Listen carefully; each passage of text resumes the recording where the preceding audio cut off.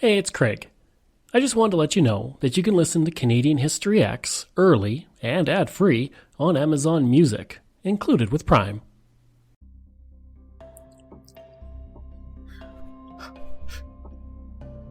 Greetings and welcome to another episode of Canadian History X. If you enjoy the podcast, please consider giving it a rating and review. You can also support the podcast at Patreon by going to patreon.com/Bairdo. That's Bairdo.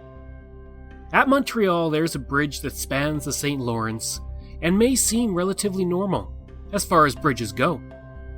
Running 3 kilometers with 24 ice-breaking piers, the bridge is far from normal. When it was built, a decade before Canada existed as a country, it was hailed as the 8th wonder of the world. It was an engineering achievement unlike anything seen at the time. So let's dive into the history of this bridge. In the first half of the 1800s, there was a need for a link over the St. Lawrence River to connect the island of Montreal to the rest of Canada and the Atlantic coast.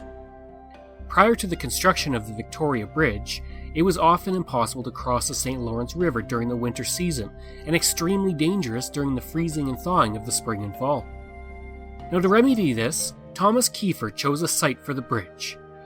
While the structure was designed by Robert Stevenson and Alexander Mackenzie Ross, the chief engineer for the project would be James Hodges, with the English partnership of Peyto, Brazy, and Betts serving as the contractors for the bridge. Many thought such a structure of that size could not be built, but thankfully, commerce trumped any concerns and work commenced. And for the public in Montreal, the bridge was a source of great excitement. At the time, Canada did not have the funds for building the bridge, so the promoters of the idea went to England in 1852 and were able to arrange with the contractors to build the bridge, as well as parts of the Grand Trunk Railway. So the deck of the bridge, which was a tubular bridge, was made of iron sections from England that had to be shipped across the Atlantic. The project was a great effort, and at its peak of construction, 6 steamboats, 72 barges, and 3,040 men, as well as many children aged 8 to 12, were working on the bridge. There were also 144 horses and 4 engines helping with the build process, which cost $6.6 million at the time. In today's funds, it would be about $114 million. The entire construction was spurred on by the Grand Trunk Railway, which was currently trying to connect the Great Lakes with a port at the Atlantic Ocean. All those workers and their families had to live nearby as well, in temporary camps called Victoria Town. Now, for James Hodges, the building of the bridge was plagued by difficulty. For one, the water froze every winter. In the summer, the challenge of building across a 2.5 kilometer wide river that flowed at 11 knots was apparent, and barriers had to be installed so that work could proceed and dry docks and piers could be anchored. In the building of the bridge, 1.5 million rivets were used to hold the structure together, and the ice-breaking cutwaters pointed upstream. Breaking the ice would come down the river and prevent ice jams. The bridge would help with various innovations as well, including ice-breaking piers, steam derricks, and more.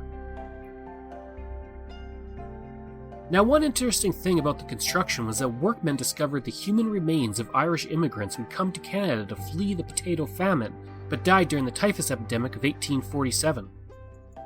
A large rock was erected at the bridge approach called the Irish Commemorative Stone, or Black Rock, to honor the dead, and an inscription on the rock reads, "To preserve from desecration the remains of 6,000 immigrants who died of ship fever AD 1847-8. This stone is erected by the workmen of Messrs. Peyto, Brazy, and Betts, employed in the construction of the Victoria Bridge AD 1859. The honouring of the dead at the site was important to the workers, since most of them were from Ireland themselves and had come over around the same time. Some of the workers had just recently come over to work on the bridge and had the cost of their passage taken out of their checks. But it wasn't just Irish workers who worked in the harsh conditions on the bridge. Mohawk workers were also on hand, providing brute force labour with the Irish. As the bridge was built, various celebrations were held throughout the process. When the first pier was completed, 20 meters below water level, a banquet with music was held. More celebrations would be held as each milestone was reached. And once the bridge was completed in 1859, it was the longest bridge in the world at the time. On November 15, 1859, a small engine went over the bridge, making itself the first locomotive to go over. 9 days later, the executives of Grand Trunk took a contractor engine and platform car to the center of the bridge, where they gave 3 cheers for Queen Victoria and then proceeded to the other side. The first freight train to move across the bridge happened on December 12, 1859, while the first passenger train passed over the bridge on December 17th. The first passenger train was greeted with 1,000 people arranged in tables along the rails for this big and momentous event. Now, the original name of the bridge was the Great Victoria Bridge, which was changed to the Victoria Jubilee Bridge in 1897, and then Victoria Bridge in 1978. Now, speaking of Victoria, she was invited to the official opening of the bridge on August 25, 1860, but she declined, and Albert Edward, the future King Edward VII, and at the time the Prince of Wales, came to inaugurate the bridge instead. And for several days around the inauguration of the bridge, balls and banquets were held in celebration of this accomplishment. The bridge would have an immense impact on Montreal and its economy. With this link across the river, the city quickly grew and became one of the most important centers in Canada. No longer did goods have to come from ferry across the river.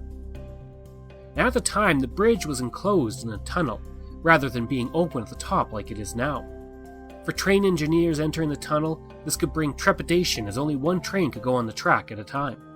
Trains would slow down at the entrance to the tunnel, and passengers would crowd at the windows. But there's no ventilation in the tunnel, so all the smoke from the train going through the tunnel would fill the tunnel with smoke, and some of it would seep into the trains. Over the next 150 years, the bridge would be upgraded and changed to adjust to the changing times and changing technologies. Today, the bridge is still used. Each of those new renovations were also accompanied by official openings. One such opening happened in 1899 when George Reeve, the general traffic manager for Grand Trunk, took his horse and carriage over the bridge. 2 years later, the Duke and Duchess of York, the future King George and Queen Mary, re-inaugurated the span as the Victoria Jubilee Bridge. Now, while the bridge has changed a great deal over the years, those same stone piers still exist and can still be seen to this day. Information for this piece comes from Wikipedia, Heritage Montreal, McCord Museum, Montreal Gazette, and Montreal Times. I hope you enjoyed this episode of Canadian History X, and if you did, please give a like and review. You can reach me at crwbaird@gmail.com, and you can find hundreds of articles on my website at CanadaX, that's ehx.blogspot.ca.